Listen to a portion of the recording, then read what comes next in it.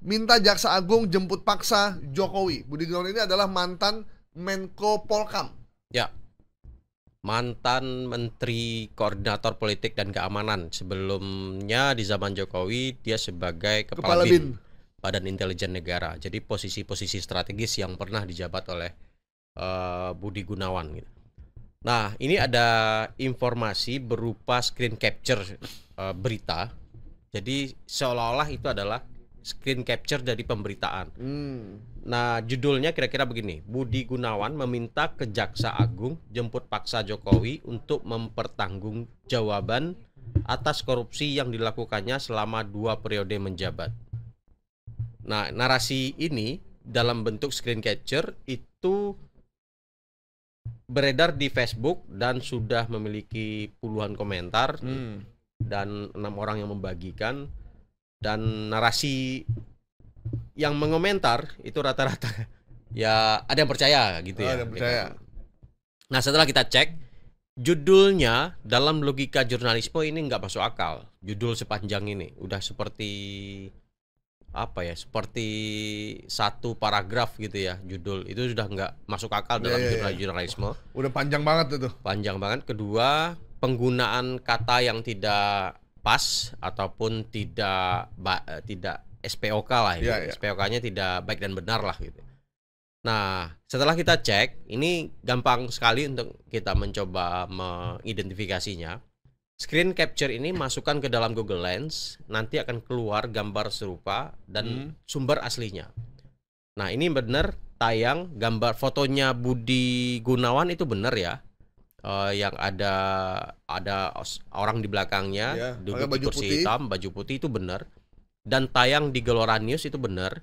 11 September 2005 itu juga benar. Masih baru berarti ya? Ya. Masih jadi menteri. Benar. Masih jadi Menko, menteri, ya? Masih Menko. Dan judulnya yang tidak benar. Ya.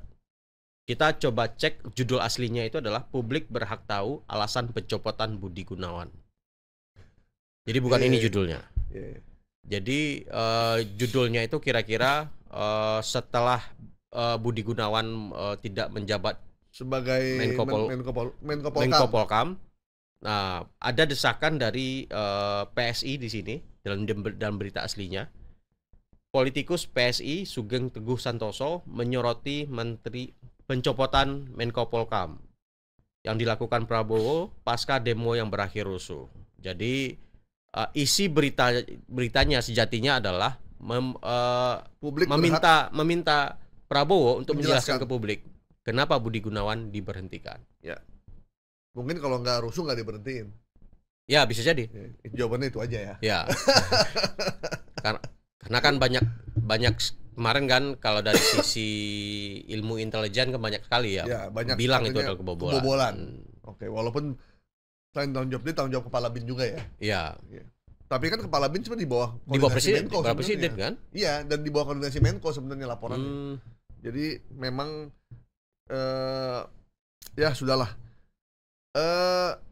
Budi Gunawan ini jadi menteri Pak Jokowi dan juga menterinya Pak Prabowo, dan kita udah punya penggantinya Jamari Caniago. Dia itu AKBRI tahun 1971 dan pernah menjadi anggota tim DKPP yang memecat Prabowo waktu itu. Gitu. Dan itulah kebesaran hati dari presiden kita. Dipecat dan orang yang mecat malah dijadiin penasehat Menko Polkam. Luar biasa. Jabatan strategis. Luar biasa. Dan jangan salah, reshuffle jilid 2 ini tidak berhenti. Akan ada reshuffle jilid ketiga. Karena masih ada menteri yang akan diganti dan akan dilantik, yaitu minggu depan. Ya. Oke.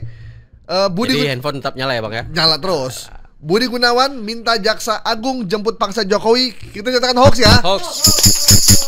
Pak Jokowi sekarang masih ada di Sumber, di kawasan Solo. Saya baru dari Solo kemarin. Oh iya, kemarin di Solo. Tempatnya memang Solo itu kota yang selain Jogja dia juga enak lah, slow living.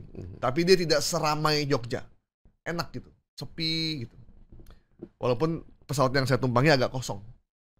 Dan orang bilang ini Solo sekarang beda sama beberapa tahun lalu karena agak sepi. Dan saya konfirmasi ke tukang Grab juga sama. Karena biasanya dulu banyak event. Banyak event. Jadi event juga agak berkurang sekarang. Jadi kenapa, Bang? Bukannya wapresnya orang Solo? Iya, cuman kan wapres nggak punya kewenangan. Yang bisa nyuruh kan presiden. Oh iya juga ya. Tolong ya, kamu bikin acara di Solo ya, bikin Asian Games di Solo ya, bikin balap meeting di Solo. Iya, bikin balap karung di Solo ya, bikin kuda lumping di Solo, semuanya aja di Solo. Gitu. Oke, lanjut. Mantan anggota DPR Sahroni salahkan polisi usai rumahnya dijarah. Wow. Ini saya dapat juga bahwa Ahmad Sahroni menyalahkan kepolisian yang tidak sanggup menahan amarah warga untuk menjarah rumahnya dan mengambil seluruh barang-barangnya, termasuk barang yang berharga yaitu ijazah. Karena ijazah barang berharga, Bang, sama KPU dibilang rahasia negara. Dan orang yang kalau ngambil ijazah ditangkap karena mengambil rahasia negara. Tapi untungnya dibatalkan karena memang KPU-nya lagi agak mumet kayaknya. Lagi bangun tidur kayaknya aturan. Itu siapa yang punya ide? Aduh, KPU lagi situasi kayak begini. Aturan terpendek selama sejarah KPU itu. Iya. Dikeluarkan jam 10 siang, dibatalkan jam 3 sore. Mungkin itu aturan terpendek di dunia. Mumet dah. Pusing. Ini gimana, Bang? Nah, ini ada video. Ini suara Sahroni ya. Dan ini sangat menyepelekan, meremehkan institusi yang luar biasa ini. Jadi ada video Sahroni, penggalan video dia lagi Zoom ya. Zoom meeting ya? Zoom. Nah, dia mengambil konteks setelah baru konteksnya sekarang. Ya. Dalam konteks sekarang pasca dia dijarah. Tidak lagi menjabat dan rumahnya dijarah. Nah, konteks ini kemudian menyesuaikan rekaman yang pernah Zoom yang disampaikan ini. Nah, Zoom ini benar ada. Memang tapi ada. Tapi bukan sekarang. Ini waktu zaman COVID kayaknya. Bukan. Ini beberapa bulan yang lalu. Ini adalah wawancara sebuah stasiun televisi dengan Sahroni melalui Zoom.